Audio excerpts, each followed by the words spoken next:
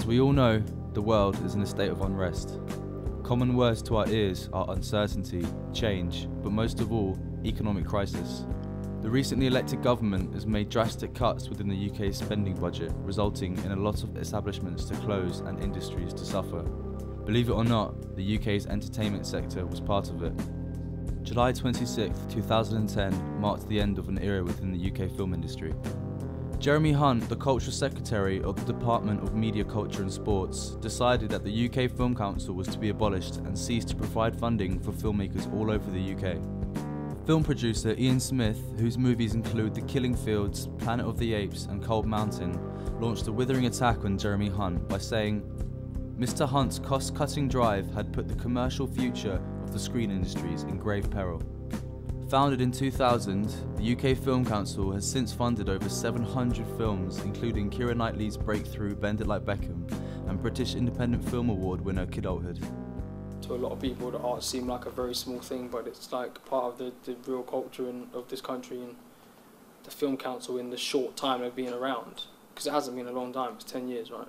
In the short time they've been around, have done so much for so many people. I mean, what is it, like 700 films that they've there's a lot, yeah, that they've invested in and helped, and you know how many of those films actually would not have got made if they weren't involved. A vast majority of them. The cuts that have now caused the closure of the UK Film Council are obscene. They really are. There's no good reason for it. The Film Council made £5 for every pound invested. In a country that is so crippled with economic failure at the moment, that's something that should never have happened. It's also invested more than £160 million in films, and in 2009 alone, 10 UK Film Council funded films took 33 nominations at the British Independent Film Awards. So where does this £160 million go? Within the UK are 10 specific regions that hold control over where the money ends up and whom it's funded to. It's these regions that help the development and production of UK films from the foundation levels. So there are 10 of these in the country, including Scotland and Northern Ireland, and there is one in this region, for example, called EM Media. They are lucky to have not been too affected by the Arts Council cut, and I think that really, as a local media support agency, they're probably one of the best in the country. The regions have helped shape the cultural identity of the UK film industry. EM Media, the East Midlands regional screen agency, helped critically acclaimed filmmaker Shane Meadows produce his highly successful film This Is England, which is a film rich in British culture and history. There were a number of grants given to various people who have then since their careers have grown and developed, notably in this region someone like Shane Meadows, who received his first Arts Council grant for a very short film called Where's the Money, Ronnie? And then subsequently that was then seen by Steve Woolley of Palace Pictures, who recognised, if you like, some talent in this short film, and then he engaged Shane to work on a film called 24/7, which subsequently involved Bob Hoskins and so on, and that was the beginning really of his feature film career. And that's a very interesting case because, of course, a lot of his films are firmly rooted in this country. The stories take place in this country, so you know one can say that those films, fairly low budget features, not international box office movies. A person like Shane Meadows is a proper regional director with strict notions about what he should be doing, like Loach or or Mike Leigh and so on. Although not a high-budgeted Hollywood production, This Is England still did extremely well at the British cinemas. So much so it was made into a 4-part series on Channel 4. The harsh reality of it is, these films rely on a significantly important linchpin, funding.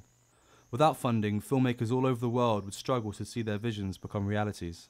There's not a lot of money around here, so you have to get clever with your ambitions and do your films at a lower budget and do them in a way where it's feasible for them to be done. It's tough for first timers, but it's tough for people that have made films because it's like there's a lot of competition for the money that is around, and then once it's gone, it's gone. If you didn't go to the National Film School or the London Film School, there was no training whatsoever for filmmakers. Whereas in Hollywood there was apprentice schemes and various other things. We don't work the same way as America. In America, you'll get noticed on your merit, and then a big studio will normally sign you up, or a big agency will sign you up, and you'll end up never having to worry about the funding because it's always someone else paying the checks. In England, as a filmmaker, whether you're a director or a producer or any aspects, you have to go out and find your own cash.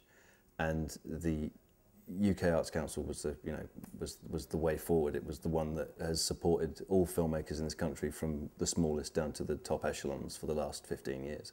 With every successful industry come its faults. The UK struggles to achieve international success with their productions, a lot of which is down to the elements of cultural representation. Some may argue that the UK Film Council didn't concentrate on providing our filmmakers with enough development schemes or workshops which help educate filmmakers in the process of production.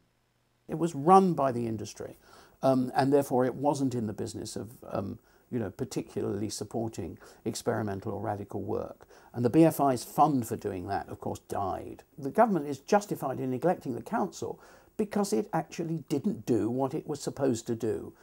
As I say, there was no very clear idea about what it was supposed to do except sort out a bureaucratic mess. It didn't do much for film culture. Film culture is very much where it was. There aren't hordes of brilliant young filmmakers coming out of the woodwork as a result of the activities of the Film Council, as much as they're coming out of the woodwork because they've gone to film schools or because they've bought themselves a camcorder or, anything but. So where do budding filmmakers fall into the equation? If they struggled even with the UK Film Council there for help, how do they expect to survive in such dire times? Urban Apache are a group of filmmakers who are a key example of the kind of production company who will soon need funding to help create their films. Urban Apache Films started at Lincoln University.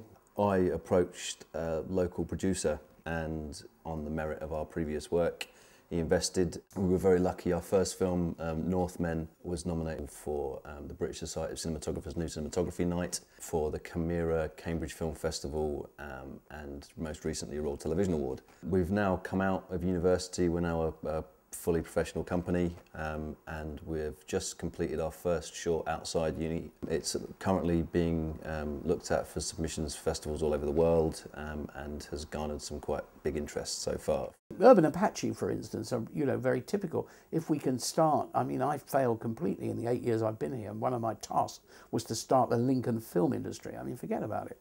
Film is so much more in our everyday public consciousness.